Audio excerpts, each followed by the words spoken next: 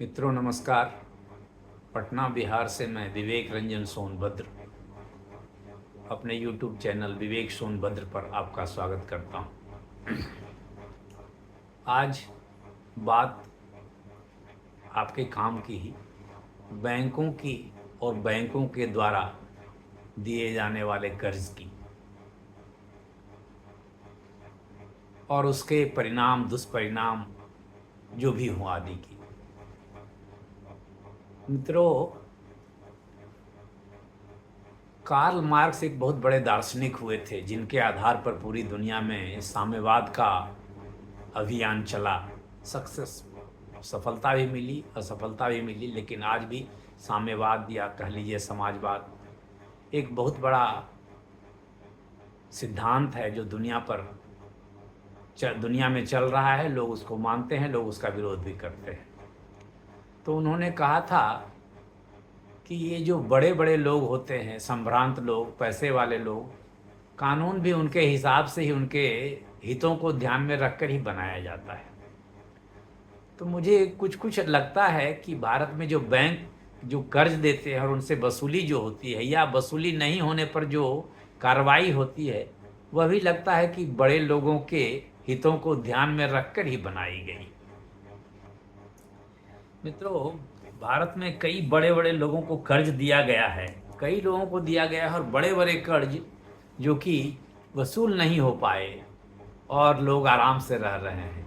कोई जमानत पर हैं, कोई अस्पताल को ही जेल बनवा लिए हैं जेल में लेकिन रह रहे हैं अस्पताल में, कोई विदेश भाग गए हैं,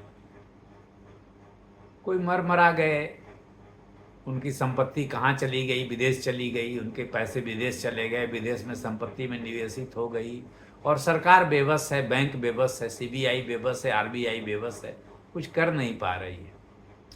जबकि छोटे लोग जो कर्ज लेते हैं उनकी वसूली के लिए रिकवरी एजेंट आ जाते हैं और उनको डरा धमका कर पैसे ले जाते हैं, उनको बेइज्जत भी करते हैं, वो आत्महत्या भी करते हैं।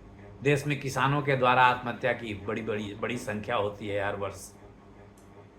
तो देखिए, अभी हाल फिलहाल आपने सुना होगा कि एसबीआई ने आरबीआई को रिपोर्ट किया है कि रिलायंस आरकॉम, जो पहले जियो के पहले जो रिलायंस मोबाइल होता था, जिस कंपनी के चेयरमैन या एमडी वगैरह अनिल अंबानी हुआ करते थे, उसको 31,580 करोड़ का लोन जो है वो फ्रॉड ढंग से लिया गया था, एसबीआई ने कहा है। अब देखिए कानून का क्या दाव पेच है। अब अनिल अंबानी कह रहे हैं कि इस जो कर्ज लिया गया इसको फ्रॉड घोषित करने के लिए हमारी बात नहीं सुनी गई, हमको बिना नोटिस दिए इसको फ्रॉड घोषित कर दिया गया। देखिए कानून की कितनी पेचीदगी है। अगर आप किसी छोटे मोटे माइक्रो फाइनेंस कंपनी से कर्ज लेंगे तो उसके रिकवरी एजेंट आपकी क्या हालत करेंगे, वो मैं बाद में बताऊंगा। तो ये स्थिति है बड़े लोगों के लिए। फ्रॉडुलेंट घोषित करने के लिए भी उनको नोटिस देना है, उनकी बात सुननी है, तब फ्रॉडुलेंट घोषित करना है। अब देखिए, इनका कर्ज था 31,580 करोड़ का, एसबीआई ने दिया था, हो सकता है इसमें और बैंक भी शामिल हो। अब एक एबीजी शिपयार्ड का 22,892 करोड़ का कर्ज था, ये 28 बैंकों ने मिलकर दिया था। इस पे कार्रवाई हुई, उन्हें अरेस्ट भी किया गया, अब जमानत हो गई है, अब मुकदमा चल रहा है। वसूली तो हो पाएगी कि नहीं हो पाएगी भगवान ही जाने, क्योंकि बहुत सारे पैसे इन्होंने विदेश ट्रांसफ़र कर दिए हैं, सिंगापुर और कहीं कहीं ट्रांसफ़र कर दिए। वहाँ से पैसे लाना, रिकवर करना इतना आसान तो है नहीं। नीरव मोदी और मेहुल चोकसी का आपने मामला सुना ही होगा। 14,000 करोड़ का चूना उन्होंने पंजाब नेशनल बैंक को लगा दिया और अभी विदेश में बैठे हुए हैं। 6-7 साल हो गए विदेश में ही हैं दोनों, कोई इंग्लैंड में है तो कोई बारबाडोस या कहीं के नागरिक बन गए हैं और आ ही नहीं रहे हैं भारत। तो लगता है आएंगे भी नहीं।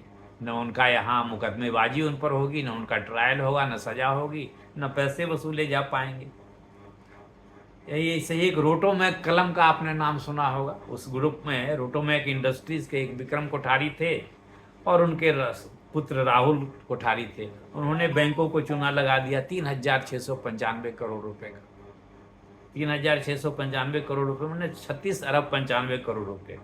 पहले जो मैंने राशि करी 14,000 करोड़ का मतलब 140 अरब। ABG का जो बताया राशि 22,892 करोड़, मतलब 228 अरब, ये सब राशि हो। अनिल अंबानी का 331,580 करोड़ का मतलब 315.80 अरब। इतने बड़े बड़े लोन और वसूली हो नहीं पा रही है। ऐसे ही एक समूह था DHFL, दीवान हाउसिंग फाइनेंस कंपनी लिमिटेड। इन लोगों ने 34,000 करोड़ का घोटाला किया। 17 बैंकों के पैसे ऐसे ही डूब गए, वसूली नहीं हो पाएगी। कुछ वसूली हुई, लेकिन वो तो चूंकि बकाया और बैंकों के अलावा अन्य लोगों का ही बकाया था, जनता का भी बकाया उस कंपनी पर बहुत सारा था। तो किसको कितने मिले, इस कंपनी की नीलामी हो गई DHFL की, और इसे पिरामल ग्रुप ने 17,000 या 19,000 करोड़ में खरीदा। तो 34,000 तो बैंक के कर्ज थे और जनता के भी पैसे थे। अब 19,000 में कितने, 19,000 करोड़ में कितने लोगों को पैसे मिले होंगे और कितने बैंकों को पैसे मिले होंगे, ये तो बात की चीज़ है। भूषण स्टील में 46,000 करोड़ का तो केवल बैंक घोटाला था, बैंक के लोन थे ब्याज मिला करके, और लोगों के पैसे होंगे।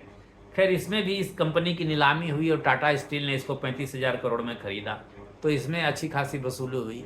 लेकिन ठीक है, बैंकों के घोटाले जो बड़े बड़े होते हैं, और ये सभी लोग कोई जमानत पर हैं, सब लोग, अधिकांश लोग जमानत पर ही हैं, और DHFL वाले तो सजा बने, इनको भी फाइनली सजा अभी तक मुकदमे में, किसी भी मुकदमों में फैसला अभी तक आया नहीं। तो ये बड़े बड़े लोग को, इतने बड़े बड़े लोग, अरबों खरबों के लोन इनको मिल जाते हैं, और कार्रवाई ढंग की बने, कानून ही वैसा है, उनकी जमानत, उनकी सुनवाई, उनको उनके लोन को फ्रॉड घोषित करने में भी उनको अपॉर्चुनिटी देनी है, हियरिंग करनी है उनकी, तब फैसला करना है। अच्छा, उसके बाद ये कंपनी के नाम से लोन लेते हैं, ये बोलते हैं भाई कंपनी डिफ़ॉल्ट कर गई। अब कंपनी डिफ़ॉल्ट की कि जानबूझ करके घोटाला किया गया, इसको साबित करने में हमारी एजेंसियों को बहुत समय लग जाता है, कानूनी पेचीदगियाँ है। अब ये कहेंगे कि नहीं, कंपनी का व्यापार नुकसान में वो चला गया, ये चला गया, वो चला गया, जबकि पैसे इधर से उधर ये लोग कंपनियों का जाल बना लेते हैं। एक बड़ी कंपनी के पीछे कई 50-100 कंपनियां होती है, इसके पैसे उसको दिए, उसके पैसे उसको दिए, उसके पैसे उसको दिए, पैसे कहाँ से कहाँ गए इसको खोजने में ही 4 वर्ष 5 वर्ष लग जाएंगे। तो ये सब होता है। अब देखिए, सहारा ने लोग, बिहार के लोगों, बिहार, उत्तर प्रदेश, मध्य प्रदेश आदि के लोगों का कितना पैसा ले लिया, 1 लाख करोड़ से ज़्यादा का पैसा उनके यहाँ बकाया है, लेकिन वो तो मर गए। और वसूली की क्या संभावना है, 25,000 करोड़ ऐसे सुप्रीम कोर्ट के कहने पर सेबी को मिले हैं, लेकिन 1 लाख करोड़ बकाया है, 25,000 करोड़ मिले हैं अभी तक, तो जनता को 2-3 हज़ार करोड़ रुपये से वापस मिले, से ज़्यादा वापस मिले भी नहीं हैं। तो बड़े बड़े लोग बड़े बड़े घोटाले करते हैं और कुछ हो नहीं पाती है, छोटे लोग पकड़े चले जाते हैं, किसान हैं तो आत्महत्या कर लेते हैं, और छोटे लोगों को कर्ज भी नहीं मिलता है। पूरे बिहार राज्य पर 3,15,000 पूरे बिहार में बैंकों का कर्ज 3,19,293 रुपये है, और ये मैंने जो गिनाया, एक एक ग्रुप में 31,000 करोड़, 22,000 करोड़, 14,000 करोड़, 46,000 करोड़, इतना लोन है एक एक कंपनी पे, एक एक समूह पे। तो छोटे लोगों को तो कर्ज मिलता नहीं, जैसे बिहार में कर्ज नहीं मिलता है। बिहार में टोटल NPA जो बैंकों का है वो 24,170 करोड़ है, और अकेले एक NPA अगर कहा जाए तो आरकॉम का 31,580 करोड़ NPA है, ABG का NPA 22,892 करोड़ है, रोटोमैक इंडस्ट्रीज का NPA 3,695 करोड़ है, DHFL का NPA 34,000 करोड़ है, और पूरे बिहार के लोगों का NPA 24,170 करोड़ है। तो छोटे लोगों को तो ऋण मिलता नहीं। अब इसमें ये होता है कि छोटे लोगों को बैंक जो ऋण नहीं देती है, तो माइक्रो फाइनेंस कंपनी ये सब लोन देती है छोटे छोटे लोगों को, लेकिन वे बड़ी परेशान करती है। रिकवरी एजेंट बहुत परेशान करते हैं, गाली गलौज करते हैं, मारपीट करते हैं, बेइज्जत करते हैं। जैसे अभी ये घटना मैंने पहले भी एक वीडियो में बताया था और अभी फिर बता रहा हूँ, लोन रिकवरी एजेंट के उत्पीड़न से परेशान महिला ने की है आत्महत्या। ये सिवान के गुठनी की घटना है। एक महिला ने माइक्रो फाइनेंस कंपनी से कैटरिंग व्यवसाय के लिए 65,000 रुपये लोन लिया था, जिसका प्रति माह किस्त के रूप में 2,570 रुपया का भुगतान करना था। 11 जून को, इसी 11 जून को, पिछले 11 जून को किस्त देने की तिथि थी। किस्त का भुगतान नहीं होने पर शनिवार की सुबह माइक्रो फाइनेंस कंपनी के 3 रिकवरी एजेंट उसके दरवाजे पर आ धमके और लोन के पैसे का भुगतान करने के लिए दबाव बनाने लगे। इस पर महिला ने उनसे कहा कि उसके पति काम पर गए हैं, शाम को आएंगे तो जाम जा करके भुगतान कर देंगे। आसपास के लोगों ने बताया कि इस दौरान रिकवरी एजेंट महिला से गाली गलौज करने लगे। रिकवरी एजेंट ने किस्त जमा नहीं करने पर उठाकर बैंक ले जाने की धमकी दी। इससे आहत महिला ने कमरे के अंदर जाकर पंखे से लटक कर आत्महत्या कर ली। बताइए, 2570 रुपये की किस्त थी, जो एक महीने अभी नहीं हुए थे, भुगतान नहीं किए गए। भुगतान बैंक जो है 90 दिन में किसी को एसेट को अगर भुगतान नहीं हुआ, ब्याज नहीं मिला तो एनपीए करते हैं। रिकवरी एजेंट तो एक महीने के अंदर ही पहुंच गए, उसको बेइज्जत भी किया, गाली गलौज किया, उस बेचारी ने आत्महत्या कर ली। ये हालत है बिहार में। तो यहाँ तो बड़े बड़े बैंक लोन भी नहीं देते हैं। बिहार का क्रेडिट डिपॉजिट रेशियो भी बहुत खराब है।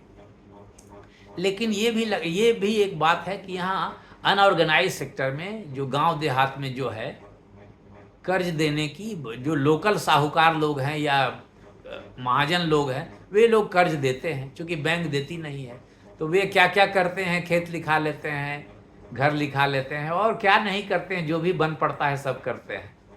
तो ये होता है। बड़े बड़े लोगों के लिए कानून कुछ और है, छोटे लोग बेचारे मर रहे हैं, उनके लिए कानून कुछ और दिखता है। ऐसे तो सरकार कहती है कानून सबके लिए बराबर है। तो यही मुझे लगता है कि कार्ल मार्क्स की बात कभी कभी मुझे याद आ जाती है कि कानून भी बड़े लोगों को ही समर्थन देता है। उनके लिए जमानत की सुविधा है, उनके लिए अस्पताल, जेल जाने का मतलब अगर वो बीमारी दिखा देंगे और जेल जाने के बदले अस्पताल में ही रह लेंगे, ये सब कानून है उनके लिए। लेकिन आम आदमी के लिए, किसान के लिए आत्महत्या करना पड़ जाता है, उसकी खेत नीलामी हो जाती है और उसको गाली गलौज करते हैं रिकवरी एजेंट।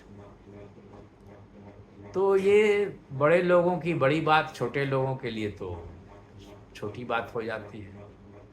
उनको तो कुछ चारा ही नहीं मिलता है।